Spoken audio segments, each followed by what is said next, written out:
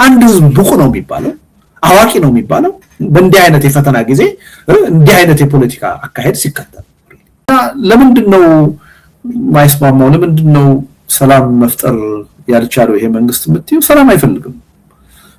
ጦረኛ መንግስት ነው።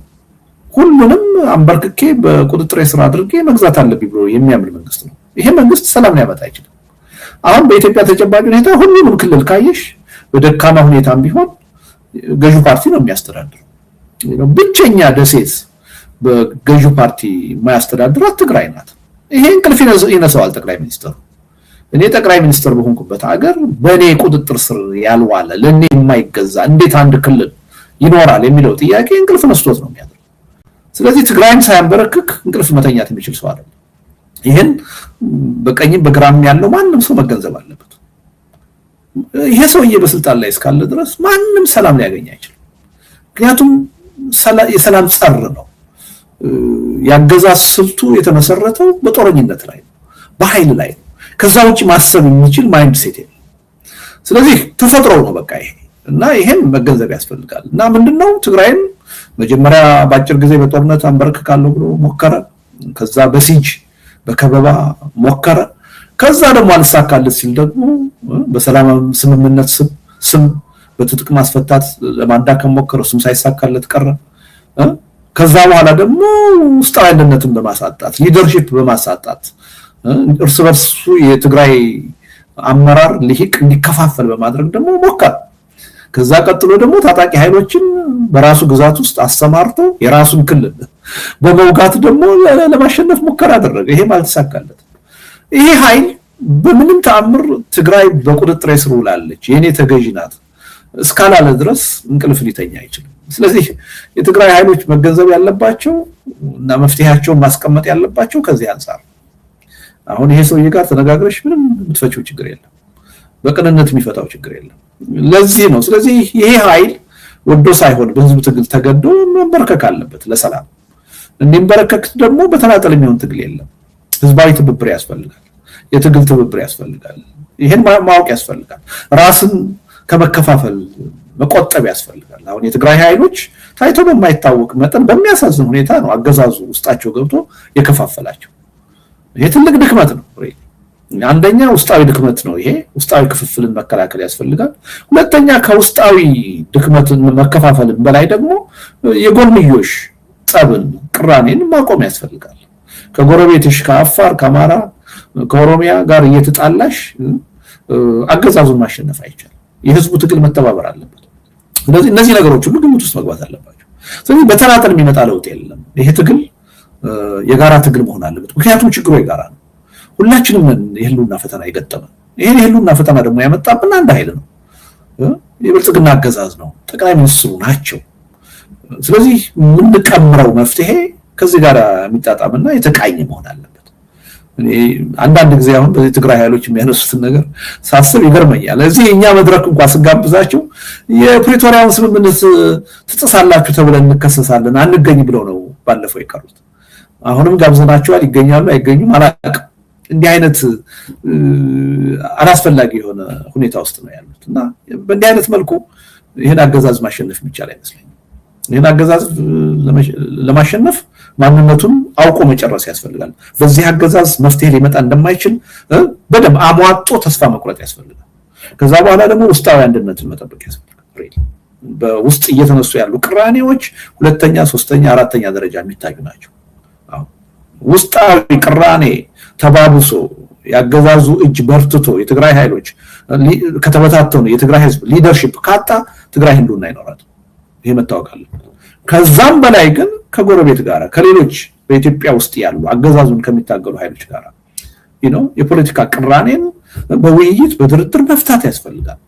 ማለዘብ ያስፈልጋል። መተባበር ያስፈልጋል። ያን ለማድረግ ደግሞ ብዙ የሚጠበቅ ነገር አለ። የኔ ብቻ ሐሳብ ይደመጥ፣ ካሁን በፊት ሰራው የነበረው ነገር ሁሉ ትክክል ነው፣ አሁንም የምሰራው ትክክል ነው፣ ወደፊትም የምሰራው ትክክል ነው ከሚል ትዕቢት መወጣት አለበት። ያለፈውን በደንብ ማንጸባረቅ፣ ምን ስተሰርቼ ነው ይሄ ሁሉ ችግር የተፈጠረው? ይሄን ማረም እንዴት ነው የምችለው? ህዝቡን ይቅርታ መጠየቅ የለብኝም? ስተቴን ማረሜን በአደባባይ መናገር የለብኝም? እንዴት አድርጌ ነው ይሄን ሁኔታ ማለዘው የሚለው ነገር ሁሉ ግምት ውስጥ መግባት አለበት። እና ሪሊ የገጠመን ችግር እጅግ ከባድና ውስብስብ ስለሆነ መፍትሄው በዛው መጠን ጥንቃቄ የተሞላበት በሆደ ሰፊነት የሚታይ መሆን አለበት የሚል እምነት አለኝ። የብልጽግና መንግስት ምናልባት ከትግራይ ጋር ያለውን ነገር አሁን ስታነሳው የነበረው ትግራይ በቁጥጥር ስር ካልዋለች እንቅልፍ አልተኛም አይነት አማራጭ ነው ያለው ወይም ደግሞ አስተሳሰብ ነው ያለው ያልከውን ነገር በምን የሚቋጭ ይመስልሃል? አሁን በያዘው በኢኮኖሚ ማድቀቅ ነው ወይንስ በቀጥታ ወደ ጦርነት የሚገባበት እድል አለ? አሁን ያለው ሁኔታዎች ወዴት የሚያመሩ ይመስልሃል? አንደኛ አሁን ያልሻት ነገር ትግራይን በቁጥጥር ስር ካላደረኩ ተኝቼ አላደርኩም የሚለውን አንድ የትግራይ ተወላጅ መጠራጠር አለበት ብያለሁ። በዚህ ላይ ብዥታ ያለው ሰው እውነታውን አልተረዳው። ለዚህ ነው የሚያሳዝነኝ። አሁን አንዳንዶቹ ከትግራይ ወጥተው አዲስ አበባ መጥተው ከብልጽግና ጋራ ከዶክተር አብይ ጋራ አብረን ሰርተን የትግራይን ችግር እንፈታለን ሲሉ በጣም የሚያስቀውና የሚያስገርመው ከዛም አልፎ የሚያሳዝነው ለዛ አሳፋሪ ነገር። ስለዚህ ማንም የትግራይ ተወላጅ ይሄን እውነታ መገንዘብ አለበት። ይሄን ካልተገነዘበ ሪያሊቲውን አላወቀው፣ ካላወቀው ደግሞ በመፍትሄው ዙሪያ ተገቢ ድርሻ ሊኖረው ይችላል ብዬ አላምንም። ስለዚህ ወዴት ነው የሚሄደው የምትይው ያየነው እኮ ነው። ወደ ጦርነት የመግባቱ እድል ሰፊ ነው። ይሄ መንግስት ፕሪቶሪያንም ሲፈርም ከዛም ባለው ሂደት የተሻለ ጊዜ ነው እየጠበቀ የነበረው። ያችን የጦርነት አጀንዳዬን የማንበርከክ አጀንዳዬን ተፈጻሚ ላደርጋት እንድችል የሚያመቸኝ ጊዜና ሁኔታ መቼ ነው ብሎ እየጠበቀ ነው የነበረው እና ኤኒ ታይም ያቺ ሁኔታ ተፈጥራለች ብሎ ሲል በጦርነት መቀጠሉ አይቀርም። አሁንም ለዛ ነው ከበባ እየፈጸመ ያለው ዝግጅት እያደረገ ያለው እያንዳንዷን ዕለት ነው ለጦርነት ዝግጅት እያደረገ ያለው። ጠቅላይ ሚኒስትሩ ሚድል ኢስት እንዲህ አይነት ክራይሲስ ውስጥ ገብቶ ብቸኛ መሪ ነው አውሮፕላን አስነስቶ ዱባይ ይሄዳል። ለዱባይ መንግስት አስበው ይመስልሻል? አይደለም። ለሚያካሂደው ጦርነት ከዱባይ የሚገኘው ገንዘብና መሳሪያ መቋረጥ የለበት፣ መቀጠል አለበት። ለዚህ የፈለገው አይነት ሪስክ ይወስዳል። ይሄን ነው ያየነው እና ይሄ መንግስት ሌት ተቀን እየሰራ ያለው የጦርነት ዝግጅት ነው። ልማት እኮ ከቆመ ቆይቷል እኮ። ለዚህ ነው እኮ አበባ መትከል፣ ችግኝ መትከል፣ የኮሪደር መብራት ማብራት፣ ቤት ማፍረስ፣ ትልቅ የልማት ወይም ሎጂ መስራት በፕራይቬት ሴክተር ሊሰራ የሚችል ማለት ነው። እንደ ትልቅ የልማት ጥያቄ እኮ ተጋኖ በመንግስት ሚዲያ የምትሰሚው እኮ ልማት ስለቆመ እኮ። ስትራቴጂክ የሆነ ቁም ነገር ያለው ህዝቡን ከድህነት የሚያወጣ ስራ ፈጣሪ የሆነ ልማት ቆሟል። ይሄ መንግስት 24 ሰዓት የጦርነት ዝግጅት ነው ሲያደርግ የሚውለው። በየሀገሩ እየዞረ የጦር መሳሪያ ሲሸምት ነው የሚውለው በብድርም በካሽ። ስለዚህ እንዲህ አይነት መንግስት ባለበት ሁኔታ በሰላም ችግርን ይሄ መንግስት ይፈታል ብሎ መጠበቅ የዋህነት ነው። በትግል ነው። ትግሉ ግን አንድ ገጽ ብቻ አይደለም ያለው። የመረረው መልሳጥቻለሁ ያለው ጠመንጃ አንስቷል። እሱን ማንም ማስቆም አይችልም። ለዛም ኃላፊነት መውሰድ ያለበት አገዛዙ። ሌላው ህዝብ ግን በሰላማዊ ህዝባዊ እምቢተኝነት መታገል አለበት። መድህን 7 ዓመት ወደ 1.5 ሚሊዮን ህዝብ ነው አልቋል የሚባለው አይደለም። በሰላማዊ ህዝባዊ እምቢተኝነት 1.5 ሚሊዮን ህዝብ ቢሞት አይደለም ቢሰለፍ ይሄን አምባገነን መንግስት ያንበረክከዋል። በቀናት ውስጥ ትልቅ መሳሪያ ነው ህዝባዊ እምቢተኝነት። ስለዚህ ይሄን አውቀን ሁሉም ይሄ በብሔር ጥላቻ ውስጥ መግባታችንን በፖለቲካ አይዲዮሎጂ መከፋፈላችንን ወደ ጎን አስቀምጠን ህዝባዊ እምቢተኝነት እንዲቀጣጠል እና በህዝብ ትግል ይሄ አገዛዝ እንዲንበረከክ ማድረግ ያስፈልጋል። እና ይሄን ደግሞ የታጠቁ ተገደው ትጥቅ ትግል ውስጥ የገቡ ኃይሎችም ሊደግፉ ይገባል የህዝቡን የሰላማዊ እምቢተኝነት ትግል። ምክንያቱም እዚህ ሀገር ሰላም ቢመጣ ከኔና ካንቺ በላይ የበለጠ የሚጠቀሙት ጠመንጃ አንስተው ጫካ የገቡት ኃይሎች ናቸው። ምክንያቱም በእያንዳንዱ ቀን እነሱ ህይወታቸው ሪስክ ውስጥ በመድፍ ይደበደባሉ፣ በክላሽን ያልቃሉ፣ በድሮን ይደበደባሉ። በእያንዳንዱ ቀን ሪስክ ውስጥ ነው ህይወታቸው።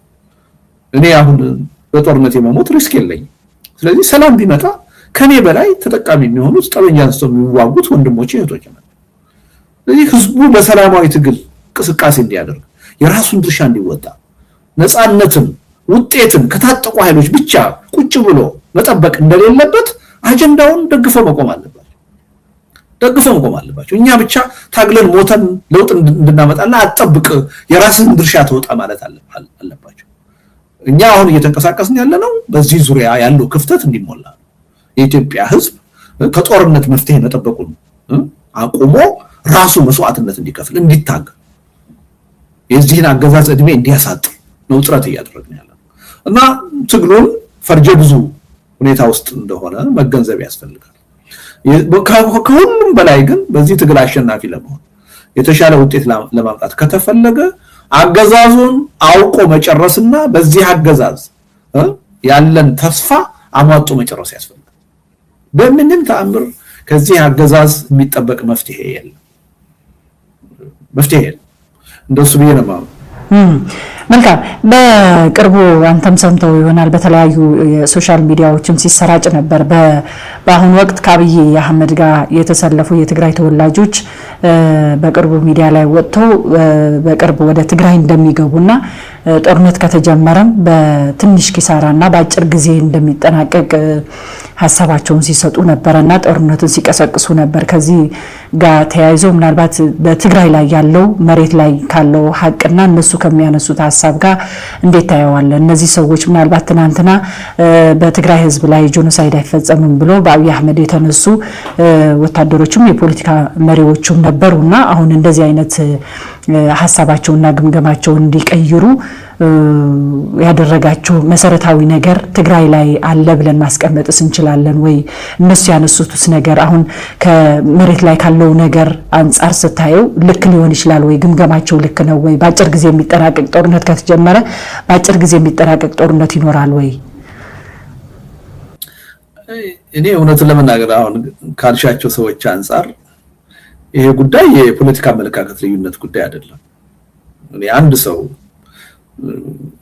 ብልጽግናን ቢደግፍ መብቱ ነው ብዬ ወስዳለሁ እና ደግሞ ምናልባት መስሎትም ሊሆን ይችላል ብዬ እንደ አንድ የፖለቲካ አመለካከት ልዩነት ሊወስድለት ይችላል።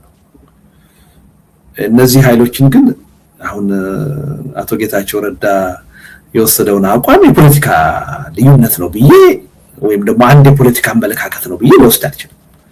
እንደዛ ከሆነ የፖለቲካ ሀሁ አይገባኝም ማለት ነው። ለኔ እነዚህ ሰዎች የፖለቲካ አቋም ልዩነት አይደለም ያደረጉት ወይም የወሰዱት ክህደት ነው የፈጸሙት።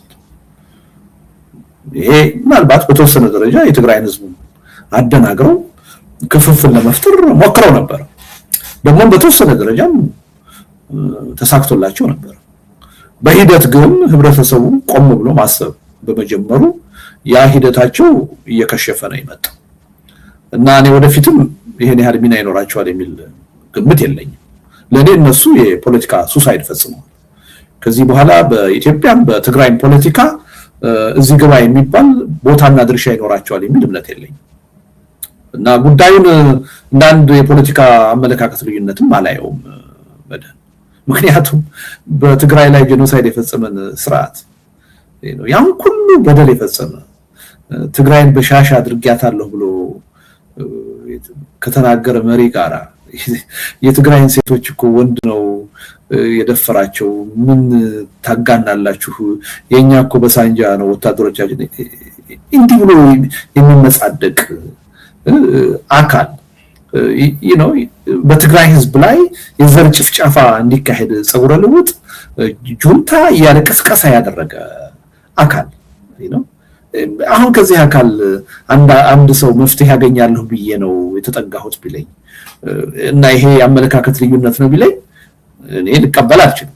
ሌላ ሰው ሊቀበል ይችላል። ለኔ ይሄ ምንም ከክህደት ያነሰ ሌላ ትርጉም የለውም። ስለዚህ በዛ ደረጃ ነው ማየው። ትንሽ የትግራይን ሕዝብ የመከፋፈል አደጋ የመፍጠር እድል አግኝተው ነበረ፣ ግን በሂደት ከሽፏል ብዬ ነው ማሰው። አሁን ያ እድል አላቸው የሚል እምነት የለኝም። መልካም። አሁን ካለው ፖለቲካ አንጻር በተለይም ደግሞ በመካከለኛው ምስራቅ የተከሰተውን ጦርነትን ተከትሎ በኢትዮጵያ እንደዚሁም በዓለም አቀፍ ከፍተኛ የሆነ የኢኮኖሚ ቀውስ አለና በኢትዮጵያም ከፍተኛ የሆነ የነዳጅ እጥረት አለ። እንደዚሁም ህዝቡ በኑሮ ውድነት እየተንኮታኮተ ነውና ከዚህ አንጻር በኢትዮጵያ ውስጥ በቅርቡ ምናልባት የህዝባዊ እምቢተኝነት ወይም ደግሞ የህዝባዊ አመጽ ሊነሳ ይችላል የሚል አስተያየቶችም የሚያነሱ አሉና እናንተ የምትታገሉለት ሰላማዊ ትግልም አለ። ስለዚህ ለእናንተም ቦታ የሚሰጥ ምቹ ሁኔታ የሚፈጥር ሁኔታ ተፈጥሯል የሚሉ አሉ። ከዚህ ጋር ተነስተን ምናልባት በኢትዮጵያ አሁን ካለው ነባራዊ ሁኔታ ተነስተን ማለት እንደዚህ አይነት ህዝባዊ እምቢተኝነትን ሊያስነሳ የሚችል ሁኔታ አለ ወይስ ህዝቡ በዚህ አኳን ይቀጥላል? መድህን ብዙ ጊዜ ከዚህ ከነዳጁ ጋር ተያይዞ አሁን የምትየው አይነት አስተሳሰብ በስፋት ሰማለሁ። እኔ ብዙም አልስማማም ነው ለመናገር። የነዳጁ ችግር ሳይመጣ ኢትዮጵያ ውስጥ ህዝባዊ እምቢተኝነት ለማድረግ ከበቂ በላይ የሆነ አጀንዳ አለ፣ ብሶት አለ። ሪሊ ይሄ አንድ በጣም ተጨማሪ ልንለው እንችላለን ነው ከትልቅ ነገር አንድ ነገር ተጨምሯል ልንል እንችላለን እንጂ በራሱ ወሳኝ ነገር አይደለም። ከዛ በላይ የኢትዮጵያ ህዝብ ህልውናውን የተፈታተኑ ከመኖር ወደ አለመኖር እየቀየሩት ያሉ ማህበራዊ፣ ኢኮኖሚያዊ፣ ፖለቲካዊ ቀውሶች ውስጥ ከገባ ቆይቶ ሰላማዊ ህዝባዊ እምቢተኝነት ለማድረግ በዓለም ካሉ አገሮች ወይም ህዝቦች በላይ የኢትዮጵያ ህዝብ አጀንዳ አለው አጀንዳ አለው፣ ምክንያት አለው። እና እኔ የነዳጁን ጉዳይ እንደ አንድ ትልቅ ነገር ብዙም አልቆጥረው። ሁለተኛ መድህን መሰለሽ ችግሩ ይሄ መንግስት እኮ ነዳጅ ገባ አልገባ እኮ ብዙም ደንታ እኮ የለውም። ለወታደራዊ ኃይሉ እና ለራሳቸው መጓጓዣ ለባለስልጣናቱ የሚበቃ ነዳጅ ካለ ባያስገባ እኮ ነው እንደውም የሚመርጠው። ለምን መሰለሽ ፎሬን ከረንሲ ይቀንስለታል እና ለነዳጅ የሚያወጣውን እንደውም ፎሬን ከረንሲ ወደ መሳሪያ ግዥ ምናምን ሊያውለው ይችላል። ደንታው አይደለም ትራንስፖርት ቢቆም ህዝቡ መንቀሳቀስ ባይችል ኢኮኖሚው ቢዳከም ምንም ደንታው አይደለም። አንደኛ ይሄን ማሰብ ያስፈልጋል። ይሄ ኃላፊነት የሚሰማው መንግስት አይደለም። ሁለተኛ የነዳጁ ጉዳይ እንደ ዘላቂ ችግር ማድረግን አንቁጠረው። ዛሬ አሜሪካኖች በደንብ ሳያስቡ የገቡበት ጦርነት መሆኑን አምነው እጃቸውን ከዛ ለማውጣት ስለ ድርድር እያወሩ ያለበት ሁኔታ ነው ያለው። ከሆነ ሳምንት በኋላ የነዳጁ ችግር ሊፈታ ይችላል እና ስለተፈታ ህዝባዊ እምቢተኝነት አይካሄድም ማለት ነው። እኔ ብዙ ግምት ባንሰጠው ጥሩ ነው። አንድ ትንሽ ተጨማሪ ነገር ነው እንጂ የነዳጁ ጉዳይ ይሄን ያህል እንትን አድርጌ አላየውም እኔ። ከዛ በፊትም በኋላም የኢትዮጵያ ህዝብ በመንግስት ላይ ሰላማዊ ህዝባዊ እምቢተኝነትን ለማድረግ በቂና ከበቂ በላይ የሆነ ምክንያት አለው ብዬ ነው የማምነው። ግን አንድ ተጨማሪ ነገር ነው። አዎ ግን ይሄ መንግስት ትርፍ መንገድ ሄዶ የተለየ ወጪ አውጥቶ ነዳጅ ያስገባል ብለሽ አታስቢ። እንደውም እንትን ነው የሚቆጥረው፣ እንደ ኦፖርቹኒቲ ነው። ከዚህ ክራይሲስ ምን እድል እናገኛለን ብለን እናስብ ብለው ይላ አሁን ጠቅላይ ሚኒስትሩ እርግጠኛ ነኝ በአደባባይ አልተናገሩም እንጂ አሁን ለካድሬዎቻቸው ጥሩ ነው ይሄን ሰበብ አድርገን ነዳጅን እናቁምና ለነዳጅ የምናወጣውን ዶላር መሳሪያ እንግዛበት ነው የሚሉት። እንደ እድል ነው የሚቆጥሩት እሳቸው። ማይንድ ሴታቸው እንደዚህ እና በምን አይነት ኃይል እየተገዛን እንደሆነ ሁላችንም መገንዘብ አለብንና እኔ ሪሊ የህዝባዊ እምቢተኝነትን መቀጣጠል ይሄን የነዳጁን ጉዳይ በጣም በተጋነነ ሁኔታ እንደ አንድ ትልቅና አጋጣሚ መቁጠር ብዙም የሚጠመኝ አስተሳሰብ አይደለም። አንድ ተጨማሪ ጉዳይ ነው በሚለው እስማማለሁ። መልካም። በስተመጨረሻ ምናልባት አሁን ኢትዮጵያ ካለችበት ሁኔታ አንፃር ተመልክተ የኢትዮጵያ ዕጣ ፈንታና እንደዚሁም የብልጽግና አገዛዝም ዕጣ ፈንታው ምን ሊሆን ይችላል የሚለውን የማጠቃለያ ሐሳብ እንድትሰጥ። እንግዲህ እየመሸበት ነው የብልጽግና አገዛዝ፣ ግን ትንሽ እንጥፍጣፊ ቢሆን እድል አለችው ሊጠቀምባት ከቻለ ማለት ነው። አሁን እየቀረበ ያለውን የሽግግር ጥያቄ የሰላም ጥያቄ ከልቡ ከታይታ አይደለም ከልቡ ከተቀበለ ራሱንም ሊያደን ይችላል አገዛዙ፣ አገሪቱንም ሊያደን ይችላል። ከዛ በኋላ በአገዛዙም ውስጥ በተቃዋሚም ውስጥ ያሉ ወንጀል ፈጽመዋል የሚባሉ አካላት በሽግግር ጊዜ ፍትህ ይዳኛሉ። አትሊስት ግን አገዛዙም እንዳገዛዝ አገሪቱም እንዳገር ልትተርፍ ትችላለች። ይሄን እድል የመጠቀም ጉዳይ በእጁ ላይ ያለ ነው እና በእኛ በኩልም ይሄን እያሳየ ነው። እየመሸብህ ቢሆንም ተጠቀምበት፣ ልጠፋ ነው እያልነው ነው። እንግዲህ የበለጠ የሚያሳስበን የእሱ መጥፋት ሳይሆን አገሪቱን ይዞ እንዳይጠፋ ነው እና ሪሊ ያለንበት ወቅት እጅግ አስቸጋሪ መሆኑን ተገንዝበን ችግራችን የጋራ መሆኑን አምነን በተናጠል ትግል የትም እንደማይደረስ በዝምታ በፍርሃት የትም እንደማይደረስ ተገንዝበን ሁላችንም ተረባርበን ይሄን አገዛዝ በጥያቄ ሳይሆን በፈጣንና ጠንካራ ህዝባዊ ቢተኝነት ለሰላማዊ ድርድር እንዲበረከክ ማድረግ አለበት ወዶ ሳይሆን ተገዶ እና ይሄ ትግል መቀጣጠል አለበት በዚህ ትግል ደግሞ እያንዳንዱ ዜጋ የራሱን ድርሻ መወጣት አለበት ተሳታፊ መሆን አለበት እዚህ ትግል ውስጥ ነው ካልገባው ለውጥ አይመጣም ብሎ ማሰብ መቻል አለበት እንጂ የሆኑ ኃይሎች በሰላም በትጥቅ ትግል ታግለው ነፃ ያወጡኛል ብሎ መጠበቅ የለበት እና በዚህ ደረጃ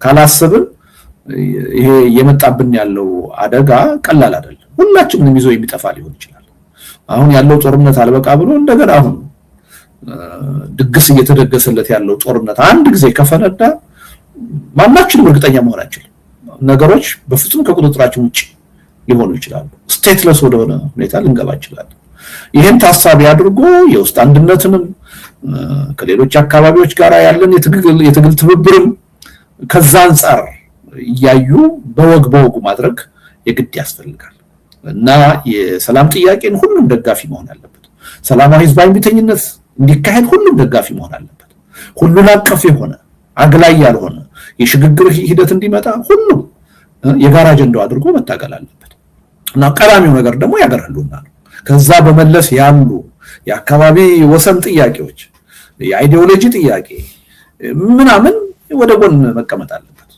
እሱን አገር ሲተርፍ ህዝብ ሲተርፍ በዲሞክራሲ አግባብ በህዝብ ውሳኔ በምርጫ የምንፈታበት እድል ቢኖርም አገርና ህዝብ ህልውናው ሲቀጥል ህልውና በሌለበት ሁኔታ አሁን የጠቀስኩልሽ ነገሮች ሁሉ ሰብአዊ መብት በዩ መልካም አስተዳደር በዩ የኢኮኖሚ እድገት በዩ ዴሞክራሲ ምርጫ በዩ አሁን ጊዜው አይደለም በቃ እድሜ ለዶክተር አብይ አህመድ እነዚህን ጥያቄዎች ሁሉ ኢንሲግኒፊካንት አድርገዋቸዋል በቃ ለህልውናችን ለመኖርና ለመኖር እንድንታገል ግድ አድርገውብናል እና ይሄን መረዳት ያስፈልጋል የሽግግር መንግስት እኮ ለአንድ ሀገር እኮ የሚፈለግ አማራጭ አይደል ግን ሄደሽ በቃ የህልውና አደጋ ውስጥ ስትገቢ የምትቀበዩ አማራጭ ነው የሽግግር መንግስት እንጂ የሽግግር መንግስት እኮ ጥሩ አማራጭ አይደል ለሌላ አንጻራዊ የሆነ ሰላም መረጋጋት ላለበት ሀገር እኔ ኢቭን አምባገነን መንግስት ካለ የሽግግር መንግስት ጥሩ አማራጭ ነው ብዬ አልወስድም አሁን ባለው የኢትዮጵያ ተጨባጭ ሁኔታ ግን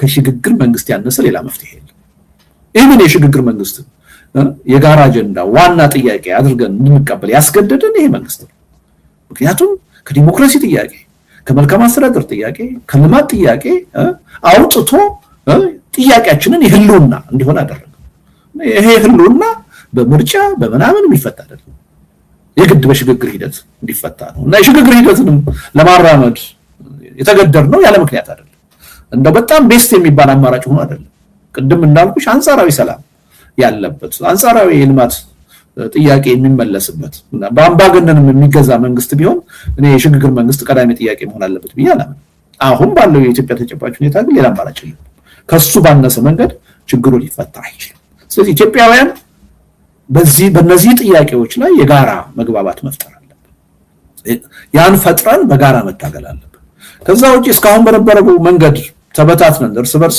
እየተጋጨን ማይነር ለሆኑ ጥያቄዎች ከህልውና በታች ላሉ ጥያቄዎች ትኩረት ሰጥተን በአስተዳደር ወሰን እየተዋጋን በብሔር ጥያቄ እየተዋጋን የምንቀጥል ከሆነ የትም አንደርስ አገዛዙ ከጠበቅነው በላይ ረጅም እድሜ ሊቆይ ይችላል ሄዶ ግን ደግሞ አገሪቱ ከመፍረስ አይደል እና በዚህ ደረጃ ችግሩን መረዳት ለመፍትሄው ያግዛል የሚል እምነት አለኝ አበልደት ለጊዜና ለሐሳቦች እጅግ አድርጌ አመሰግናለሁ በሌላ ጊዜ በሌሎች አጀንዳዎች እንደዚህ ተገናኝተን ቆይታ እናደርጋለን ተስፋለኝ የቅዳሜ ጉዳይ የእያንዳንዳችን ጉዳይ ነው በትግራይ ውስጥ ያለ ማንኛውም የህብረተሰብ ውጭ ሀገር ያለ ትግራዊ ነው ሪሊ ይሄ የጋራ ጉዳያችን ነው እስካሁን ተነጣጥለን በብሔር ተሰለፈን ዛሬ ጋዜጣዊ መግለጫ ስንሰጥ ነበር ላለፉት 30-40 ዓመት ያልተገናኙ የትግራይ ልጆች ተገናኝተዋል በተለያየ ጎራ ውስጥ የነበሩ በቃ አሁን ሁላችንም ከትናንቱ በፊት አይደለም አብረን ባንድ ጎራ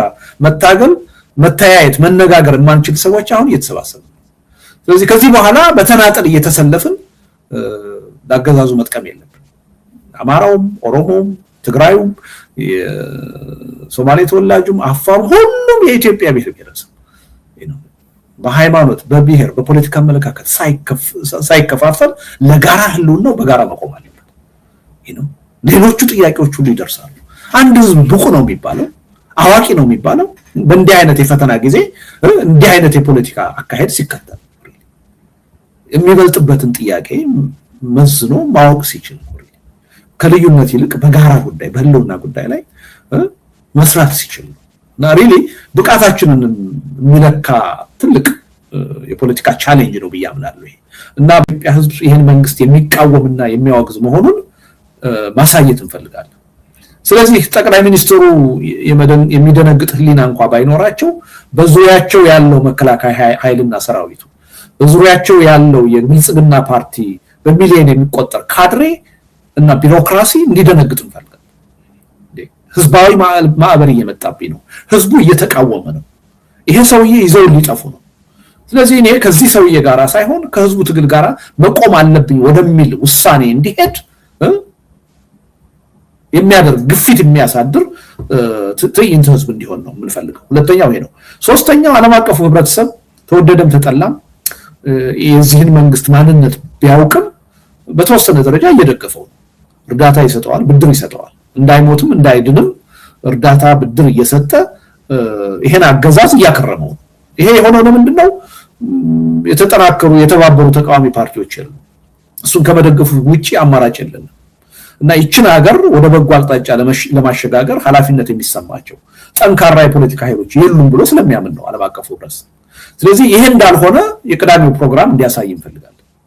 ሁለት ነገር ዓለም አቀፉ ህብረተሰብ ተቃዋሚዎች ወደ ትብብር እየመጣን እንደሆነ እንዲመለከቱ፣ ህዝቡ ደግሞ በከፍተኛ መጠን ምሬት ላይ እንደሆነ ቁጣ ላይ እንደሆነ አገዛዙን እየደገፈ ሳይሆን እየተቃወመ እንደሆነ እንዲያዩ እንፈልጋለን።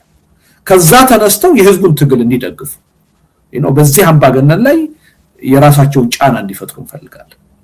ዓላማዎቹ እነዚህ ናቸው። ነገር ግን እዛ ላይ ደግሞ የሚቆም አይደለም። እሱም ተከትሎ ለመጀመሪያ ጊዜ ከብዙ አስርት ዓመታት በኋላ በሰሜን አሜሪካ በአውሮፓ ብሔር ተሻጋሪ የሆኑ ርዕዮተ ዓለም ተሻጋሪ የሆኑ ሰላማዊ ሰልፎች መሬት ላይ እናካሂዳለን። እነሱን በደንብ አጠናክረን ካደረግን በኋላ በእነሱ አማካኝነትም የኢትዮጵያን ህዝብ ተስፋ የበለጠ ካጠናከርን በኋላ አገር ቤት ተመሳሳይ ሰላማዊ ህዝባዊ እንቢተኝነት እንዲቀጣጠል የማድረግ ስራ ነው መሬት ላይ ማለት ነው። እና ይሄ ነው ዋናው ዓላማ ማለት ነው። ብዙ ጊዜ ስለ ሽግግር መንግስት ታነሳላችሁና የኢትዮጵያ መንግስት በሽግግር ስልጣኑን የማስረከብ ሐሳብ እንደሌለው በተለያየ አጋጣሚዎችን ሲገልጽ ይሰማልና በተለይ ሰሞኑን ደግሞ የብልጽግና መንግስት አፈቀላጤ የሆነው ዲያቆን ዳንኤል ክብረትም ቤታቸው በአግባቡ ማሻገር ያልቻሉ የተሳናቸው ሰዎች ተነስተው ስለ ሽግግር መንግስት የሚያወሩ ሲልም ሸንቆጥ አድርጓቸዋልና ከዚህ ጋር ያለፈ የዳንኤል አንደኛ የዲያቆን ዳንኤል አስተያየት እንዴት አየው የሚለውና ሐሳብ ላንሳና የብልጽግና ወይም የአብይ መንግስት በዚህ ዙሪያ ላይ ካልተስማማ ወይም ደግሞ በሰላማዊ የሆነ የሽግግር መንግስቱ እናንተ የምታቀርቡትን የሰላማዊ ትግል ካልተቀበለ ምን አይነት አማራጭ ነው የምትወስዱት? ስሙን የጠራሽውን ሰው ስሙን ጠርቼ መልስ መስጠት አልፈልግም። ምንም የሱን ሐሳብ መተንተንም መልስ መስጠትም የሚገባ አይመስለኝም። ምክንያቱም ብዙ ጊዜ ጄኖሳይዳል የሆነ ህዝብ እንዲጠፋ ቅስቀሳ የሚያደርግ ሰው ነውና አሁን ይሄን ሰውዬ እንደ አንድ የፖለቲካ አስተሳሰብ እንደሚያራምድ ሰው ቆጥሬ ለሱ ማጠፋው ጊዜ አይኖረኝም። ነገር ግን ዞሮ ዞሮ የሽግግር መንግስት ጥያቄ በኢትዮጵያ የነበረ ጥያቄ ነው። የደርግ መንግስት እስከ መጨረሻው ድረስ የሽግግር መንግስት ጥያቄ ይቀርብለት ነበር እና ኢህአዴግ ዚአምቦ በተቃረበበት ወቅት ሽግግር መንግስት ይቋቋም ሲባል የኢትዮጵያ ጉዳይ የባልና ሚስት ጉዳይ አይደለም፣ ሽግግር የሚባል ነገር አይሞከርም ነበር ይል ነበር። አልቀረለትም፣ ፈረሰ፣ ተሸነፈ። አሁን ከዛ ታሪክ ያልተማረ አገዛዝ ነው በስልጣን ላይ ያለው። እድል ነበር አሁን እየሰጠ ነው ያለ ነው፣ አማራጭ ነበር እየሰጠ ነው ያለ ነው። አገሪቱን ይዘህ እንዳጠፋ ራስህን እንዳጠፋ ነው ያለ ነው።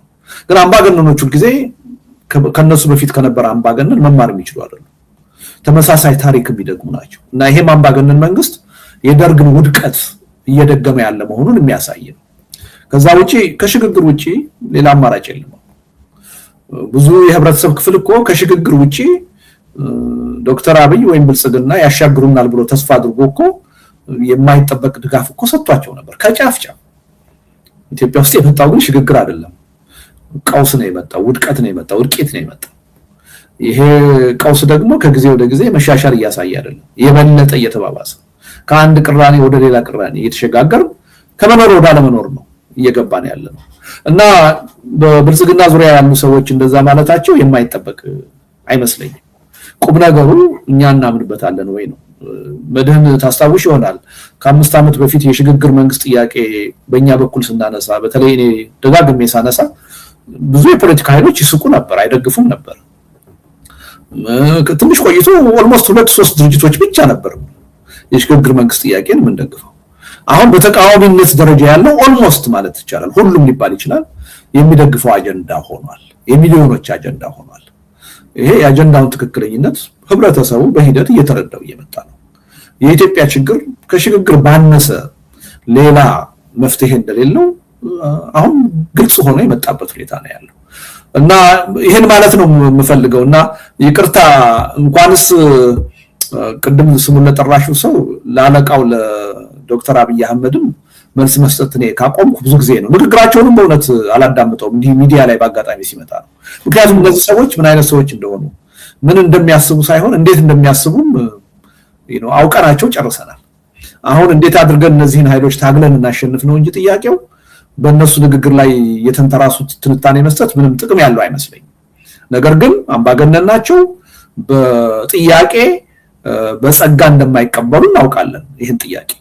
ስለዚህ ይህን ጥያቄ እንዲቀበሉ ማድረግ የምንችለው ጥያቄ በማቅረብ አይደለም፣ በጠንካራ ትግል።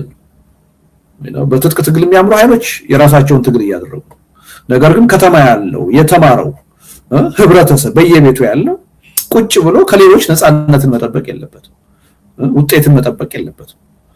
የዜግነት ግዴታ አለበት። በያለበት ጠንካራ የሆነ ፈጣን የሆነ ህዝባዊ እምቢተኝነትን አቀጣጥሎ ይሄ አምባገነን መንግስት ወዶ ሳይሆን በህዝብ ትግል ተገዶ የሰላምን አማራጭ የሽግግርን አማራጭ እንዲቀበል ማድረግ ያስፈልጋል የሚል እምነት አለ እና የነሱ ነገር ብዙም ዋጋ አልሰጠውም ማለት ነው። በአሁኑ ወቅት እንደምትመለከተው በኢትዮጵያ ምርጫ ይካሄዳል የሚለው የብልጽግና መንግስት ሰፊ ፕሮፓጋንዳ እየተሰራበት ነው። ዝግጅቶችም እየተደረጉ ነው።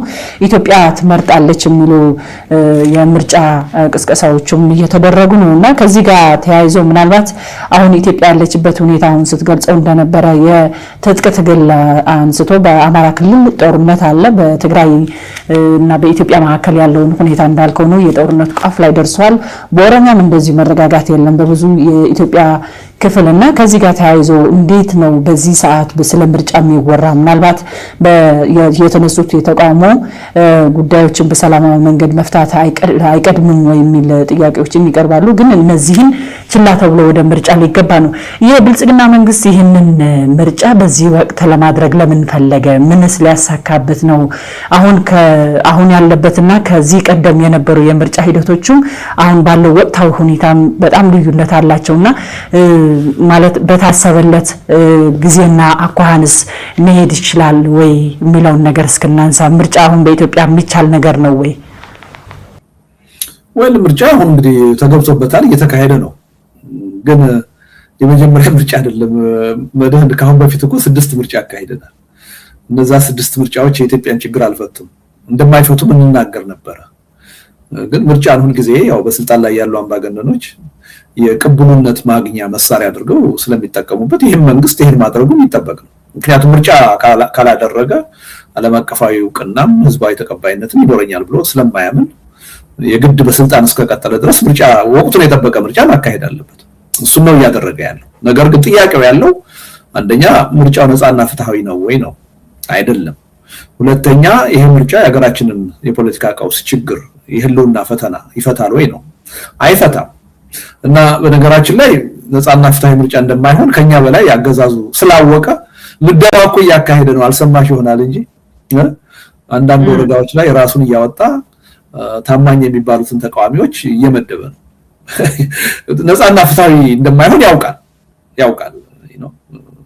ብቻውን ተወዳድሮ ብቻውን ለማሸነፍ እየሮጠ እንደሆነ ያውቃል። አንደኛ ነፃና ፍትሃዊ የሚሆንበት እድል የለም።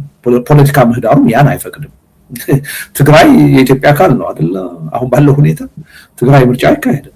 አማራ ክልል ሜቢ 80-90 በመቶ መንግስት ባመነው ራሱ ከ50 በመቶ በላይ ምርጫ አይካሄድም። ኦሮሚያ ቀላል በማይባል ቦታ፣ ቤኒሻንጉል ጉሙዝ፣ ጋምቤላ አይካሄድም።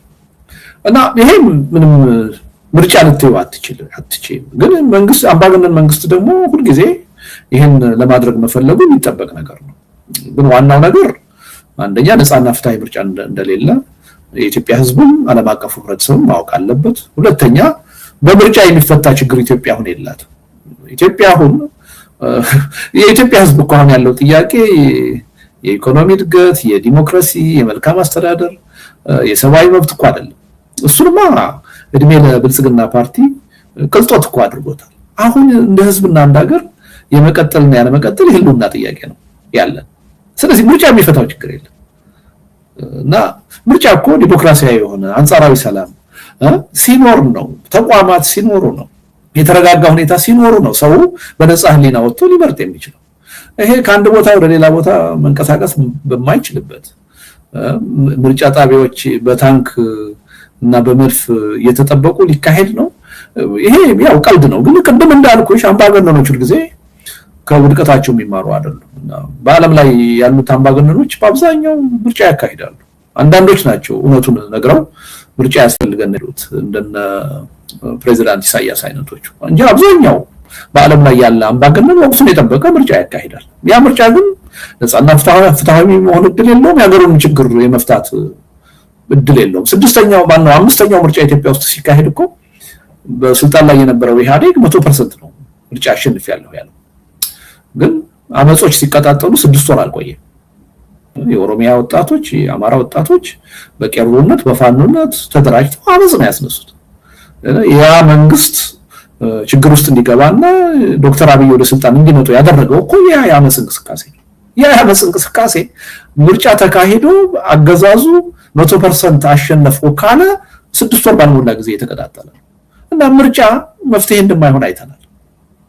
እና ወደ እውነታው መምጣት ነው የሚሻለው። እና ይሄ ምርጫ የስሙላ ምርጫ ነው። ካለፉት ምርጫዎች እንደውም የባሰ ነው እንጂ የተሻለም አይደለም። የባሰም በመሆኑ ነው መንግስት አሁን በምርጫ ውስጥ ሰዎችን መደልደል፣ ፓርቲዎችን መደልደል የጀመረው። እና ይሄ ቀልድ ነው። ይሄን ቀልድ ደግሞ የኢትዮጵያ ህዝብ ያውቃል፣ ዓለም አቀፉ ህብረተሰብ ያውቃል። በሂደቱ የተወሰነ ተሳትፎ እናደርጋለን ብለው የገቡ ፓርቲዎችም ይሄኑ እየመሰከሩ ይሄኑ እያጋለጡ ነው ያሉት። እና ከዚህ የተለየ ትርጉም የለውም መድህን። መልካም። ከኢትዮጵያ ካለው ወቅታዊ ፖለቲካ ሁኔታ አንጻር ከተመለከት ነው ምናልባት የብልጽግና መንግስት አሁን ቀደም ብለክ ስትገልጸው እንደነበረ በተለይም ደግሞ ሰላማዊ የሆነ የሽግግር መንግስት እንዲቋቋም ወይም ደግሞ የሽግግር ሁኔታዎችን እንዲመቻቹ ሰላማዊ የሆነ እንቅስቃሴዎችን ፖለቲካዊ እንቅስቃሴዎችን ከሌሉ እነዚህ በኢትዮጵያ አሁን ላይ ጦርነት ወይም ደግሞ በእርስ በርስ ጦርነት በኢትዮጵያ መንግስትና በታጣቂ ኃይሎች ጋር እየተደረገ ያለውን ውጊያ በእነሱ አሸናፊነት ከተጠናቀቀና እነዚህ ኃይሎች ተሰባስበው አዲስ አበባ ከገቡ ምናልባት በኢትዮጵያ ሰላማዊ የሆነ የሽግግር ጊዜ ወይም ደግሞ ኢትዮጵያ የመቀጠል እድል ይኖራታል ወይ የሚለውን ጥያቄ እንዴት ትመለከተዋለህ? ምናልባት በኢትዮጵያ ያለውን ሁነኛ ችግር የብልጽግና መንግስት ነው ብለን ማንሳት እንችላለን ወይ? አብይ አህመድ ከስልጣን ከተወገደ ምናልባት ኢትዮጵያ ሰላማዊ ሆና ትቀጥላለች ማለት እንችላለን ወይ? ማነው ኃላፊነት ወስዶ ኢትዮጵያ ላሻግር የሚለውን ጥያቄ እንዴት ትመለከታለህ?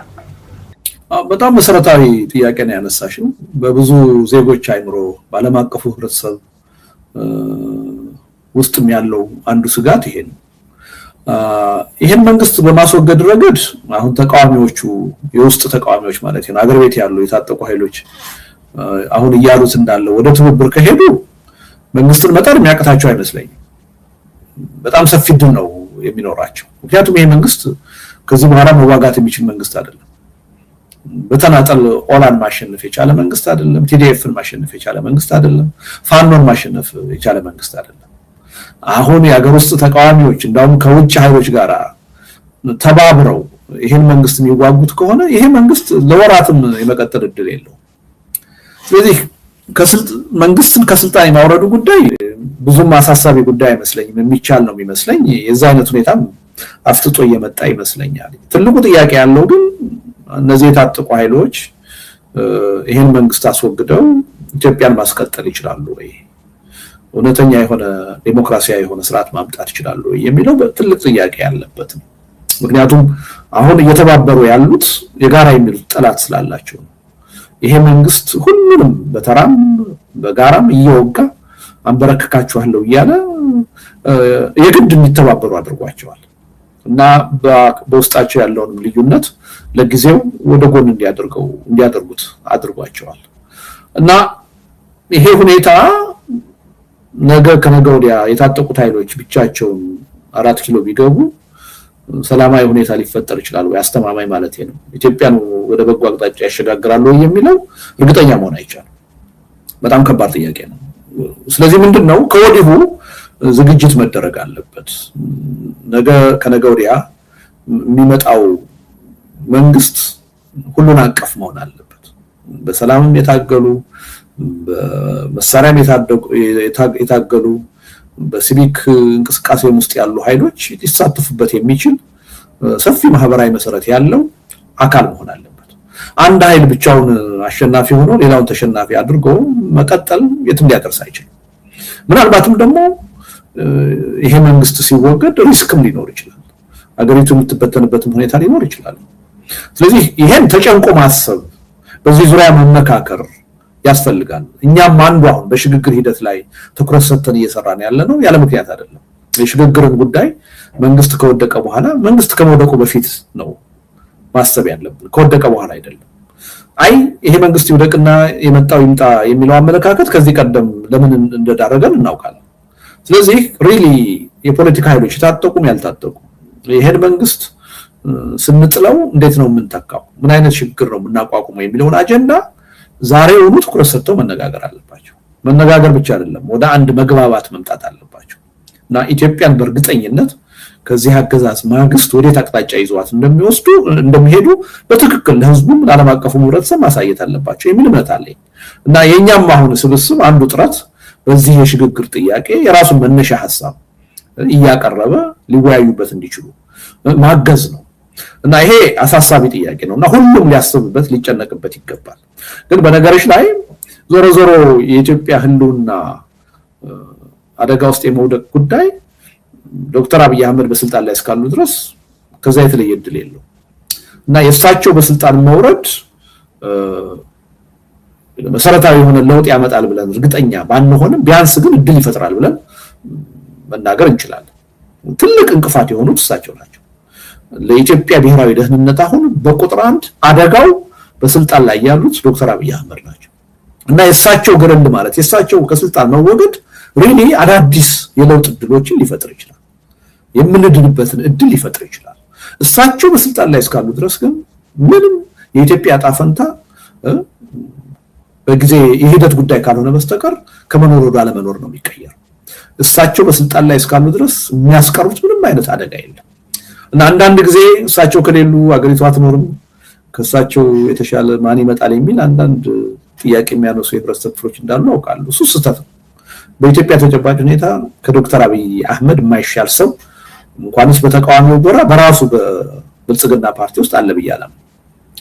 ምክንያቱም ይሄ ሰውዬ ችግር ፈጣሪ ናቸው፣ አደጋ ፈጣሪ ናቸው፣ በጎ ነገር የሚጠበቅባቸው አይደለም እና የእሳቸው መወገድ ለመፍትሄው አንድ ድርሻ አለው፣ ጠቃሚ ነው የሚል እምነት ነው ያለኝ። ግን ደግሞ እሳቸው ስለተወገዱ ብቻ የኢትዮጵያ ችግር በእነሱ ይጠፋል የሚል እምነት የለኝም። ሪሊ አሳሳቢ ነው። ስራ ይጠይቃል፣ ድካም፣ ትግል ይጠይቃል። ስለዚህ የኢትዮጵያ ተቃዋሚ ኃይሎች ከዚህ ቀደም ከነበሩ የትግል ሂደቶች፣ የለውጥ ሂደቶች ድክመትና ስህተት ተምረው በዚህ ረገድ ራሳቸውን ሰፊ ዝግጅት ማድረግ አለባቸው፣ ነገ ሳይሆን ዛሬ የሚል እምነት ነው ያለኝ። መልካም የብልጽግና መንግስት በአንድ በኩል ስለ ምርጫ ያወራል ቀደም ሲል አንተ ስትገልጸው እንደነበረ በሌላ በኩል ደግሞ በትግራይና በኢትዮጵያ መካከል ያለውን የፖለቲካ ቀውስ ማርገብ አልተፈለገም ወደ ጦርነትም ማለት ለመግባት ቀደም ስትገልጸው እንደነበረ ነው ጫፍ ላይ የደረሰው ሁኔታ አለ እንደዚሁም ኤርትራ ለመውረርም እንደዚሁ አሁን የኢትዮጵያ መንግስት ከትግራይ ጋር ያለውን የፖለቲካ ሁኔታ በሰላማዊ መንገድ መፍታት ያልፈለገበት ምክንያት ምንድነው ወይንስ በኃይል አሁን በጦርነት ብገጥም የትግራይ ኃይሎችን አሸነፈ ትግራይን መቆጣጠር ይችላል የሚል ሐሳብና ማለት አሁን ያለበት አቋም ስለሚፈቅድለት ነው ወይ የሚለውን ጥያቄ እስክንመልከት ምናልባት በኢትዮጵያና በትግራይ ያለውን ሁኔታ አሁን ትግራይ አንተም እንደምታውቀው ነው የነዳጁ በአጠቃላይ የመካከለኛው ምስራቅ ጦርነት ያስከተለው በኢትዮጵያ በኩል ማለት አሁን ያለበት ሁኔታ እኩል ሊሆን ይችላል ግን ትግራይ ነዳጅ ከተከለከለች ቆይታለች እንደዚሁም የበጀት ሁኔታዎችም አሉ የተለያዩ የፖለቲካ ጥያቄዎችም ያልተመለሱ ጉዳዮች አሏትና ማለት እስከመቼ ነው መጠበቅ የምትችለው በዚህ ሁኔታ እስከመቼ መቀጠል ትችላለች በዚህ ሁኔታ ማለት አሁን በኢኮኖሚ ብቻ ማድቀቅ በቂ ነው የሚል አማራጭ ከወሰደ የብልጽግና መንግስት ትግራይ መውሰድ ያለባት አማራጭ ምንድነው የሚለውን ነገር እስክንመልከት ያው እንግዲህ መደን የምታስታውሽ ይመስለኛል የፕሪቶሪያው ስምምነት በተፈረመ ማግስት አንድ አርቲክል ጽፌ ነበረ ያስደስታል ያሳዝናል ያሳስባል የሚል እንግዲህ ያስደስታል ያልኩት ጦርነቱ ለጊዜውም ቢሆን በመቆሙ ነው ግን ያሳስባል ያልኩት ያሳዝናል ያልኩት ያለ ምክንያት አይደለም ልባዊ ስምምነት እንዳልሆነ ይገባይ ስለነበረ እና ይሄ ስምምነት ለጊዜው ጦርነቱን ማቆሙ አንድ ነገር ነው ጥሩ ነገር ነው ግን የትም አይደርስም መሰረታዊ ችግሮቹን የሚያደርግ እርምጃ እየተወሰደ አይደለም የሚል እምነት ነው የነበረኝ ታስታውሽ ከሆነ ደግሞ ከሜቢ ከ9 ከ10 ወር በፊት አንድ የፕሪቶሪያ ስምምነት ፈርሷል የሚል ነው አንድ አመት ሊሆነው ነው ጀነራል ታደሰ በጠቅላይ ሚኒስትሩ ሲሾሙ ቲፒኤልኤፍን ያገለለ ሂደት ሆኖ ነው የታየው እና ያንን ያሱን አስመልክቼ አንድ አርቲክል ጽፌ ነበር የፕሪቶሪያው ስምምነት አልቋል ፈርሷል ብዬ ብዙ ሰዎች እንዴት እንትላለህ ልክ አይደለህም የሚል ትችት ሲያቀርቡ ሰምቼ ነበር ያኔ አሁን ሁሉም የፕሪቶሪያው ስምምነት ፈርሷል የለም ወደሚል አቅጣጫ እየመጣ ነው እና ለምንድነው ማይስማማው ለምንድነው ሰላም መፍጠር ያልቻለው ይሄ መንግስት ምትዩ ሰላም አይፈልግም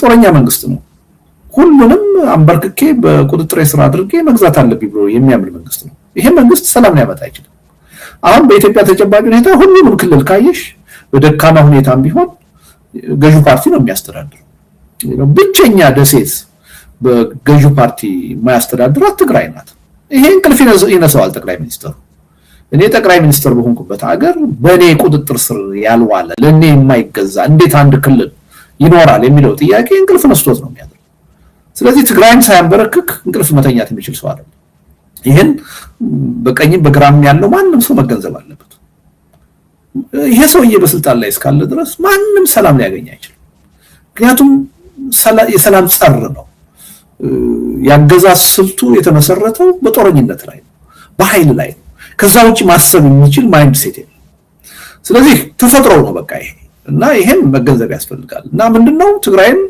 መጀመሪያ ባጭር ጊዜ በጦርነት አንበርክካለሁ ብሎ ሞከረ ከዛ በሲጅ በከበባ ሞከረ ከዛ ደግሞ አልሳካለት ሲል ደግሞ በሰላም ስምምነት ስም በትጥቅ ማስፈታት ለማዳከም ሞከረ እሱም ሳይሳካለት ቀረ ከዛ በኋላ ደግሞ ውስጣዊ አንድነትን በማሳጣት ሊደርሺፕ በማሳጣት እርስ በርሱ የትግራይ አመራር ልሂቅ እንዲከፋፈል በማድረግ ደግሞ ሞከረ ከዛ ቀጥሎ ደግሞ ታጣቂ ኃይሎችን በራሱ ግዛት ውስጥ አስተማርቶ የራሱን ክልል በመውጋት ደግሞ ለማሸነፍ ሙከራ አደረገ ይሄ ማልተሳካለት ይሄ ኃይል በምንም ተአምር ትግራይ በቁጥጥር ስር ውላለች የኔ ተገዢ ናት እስካላለ ድረስ እንቅልፍ ሊተኛ አይችልም ስለዚህ የትግራይ ኃይሎች መገንዘብ ያለባቸው እና መፍትሄያቸውን ማስቀመጥ ያለባቸው ከዚህ አንፃር አሁን ይሄ ሰውዬ ጋር ተነጋግረሽ ምንም የምትፈጪው ችግር የለም በቅንነት የሚፈታው ችግር የለም ለዚህ ነው ስለዚህ ይሄ ኃይል ወዶ ሳይሆን በህዝብ ትግል ተገዶ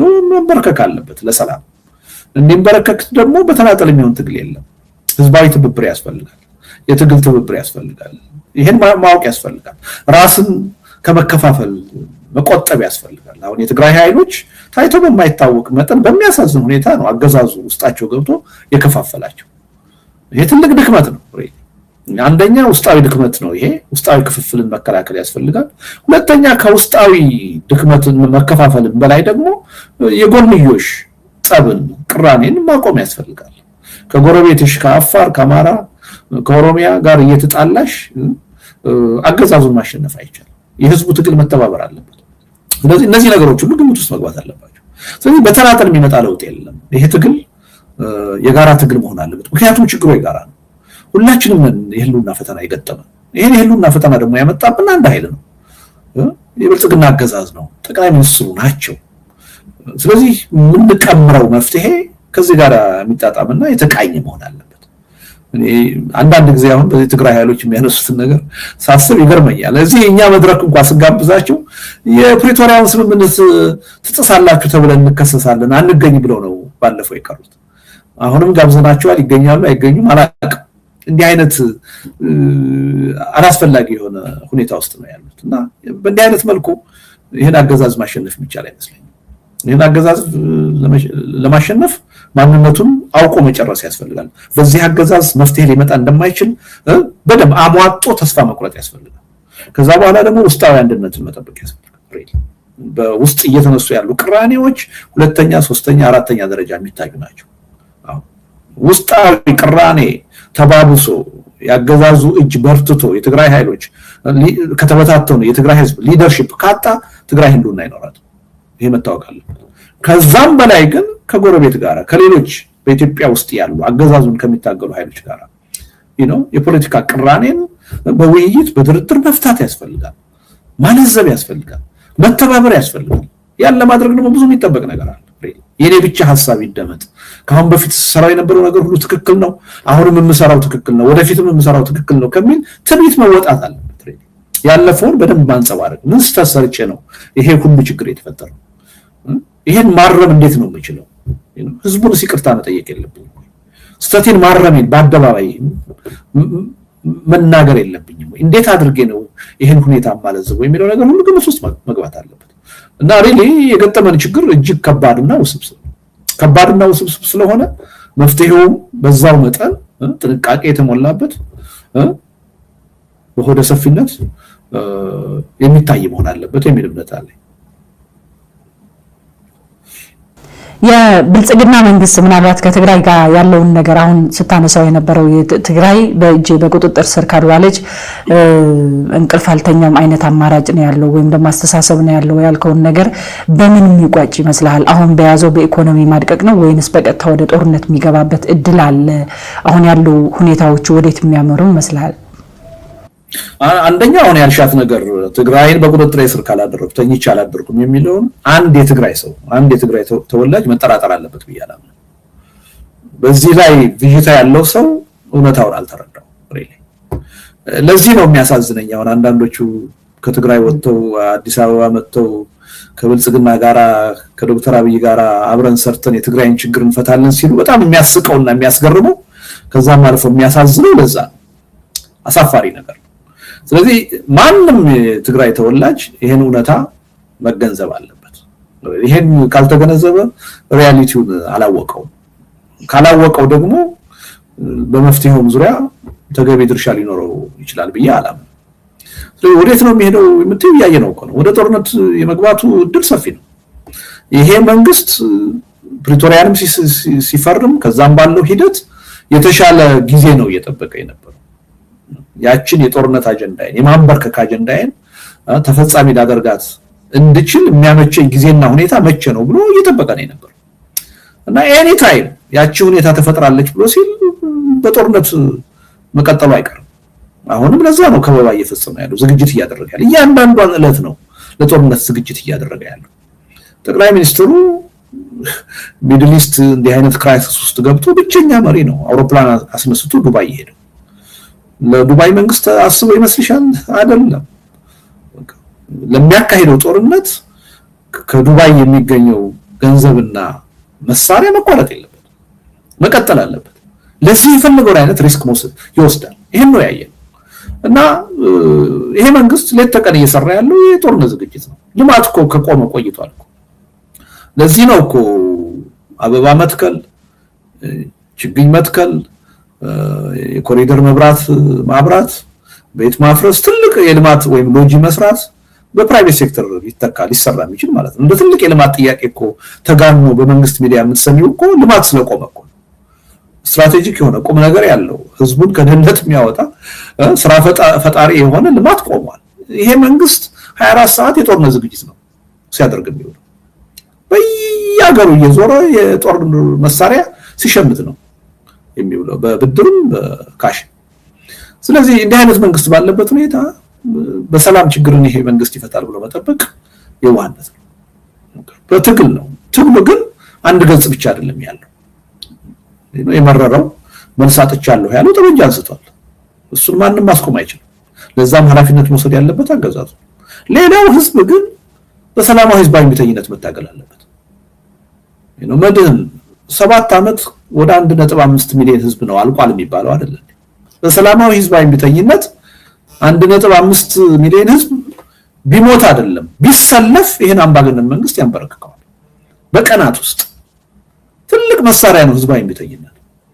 ስለዚህ ይሄን አውቀን ሁሉም ይሄ በብሔር ጥላቻ ውስጥ መግባታችንን፣ በፖለቲካ አይዲዮሎጂ መከፋፈላችንን ወደ ጎን አስቀምጠን ህዝባዊ እምቢተኝነት እንዲቀጣጠል እና በህዝብ ትግል ይሄ አገዛዝ እንዲንበረከክ ማድረግ ያስፈልጋል። እና ይሄን ደግሞ የታጠሩ ተገደው ትጥቅ ትግል ውስጥ የገቡ ኃይሎችም ሊደግፉ ይገባል የህዝቡን የሰላማዊ እምቢተኝነት ትግል። ምክንያቱም እዚህ ሀገር ሰላም ቢመጣ ከኔና ካንቺ በላይ የበለጠ የሚጠቀሙት ጠመንጃ አንስተው ጫካ የገቡት ኃይሎች ናቸው። ምክንያቱም በእያንዳንዱ ቀን እነሱ ህይወታቸው ሪስክ ውስጥ፣ በመድፍ ይደበደባሉ፣ በክላሽን ያልቃሉ፣ በድሮን ይደበደባሉ። በእያንዳንዱ ቀን ሪስክ ውስጥ ነው ህይወታቸው። እኔ አሁን በጦርነት የመሞት ሪስክ የለኝም። ስለዚህ ሰላም ቢመጣ ከኔ በላይ ተጠቃሚ የሚሆኑት ጠመንጃ አንስተው የሚዋጉት ወንድሞቼ እህቶቼ ናቸው። ስለዚህ ህዝቡ በሰላማዊ ትግል እንቅስቃሴ እንዲያደርግ፣ የራሱን ድርሻ እንዲወጣ፣ ነፃነትን ውጤትን ከታጠቁ ኃይሎች ብቻ ቁጭ ብሎ መጠበቅ እንደሌለበት አጀንዳውን ደግፈው መቆም አለባቸው። እኛ ብቻ ታግለን ሞተን ለውጥ እንድናመጣና አጠብቅ የራስን ድርሻ ተወጣ ማለት አለባቸው።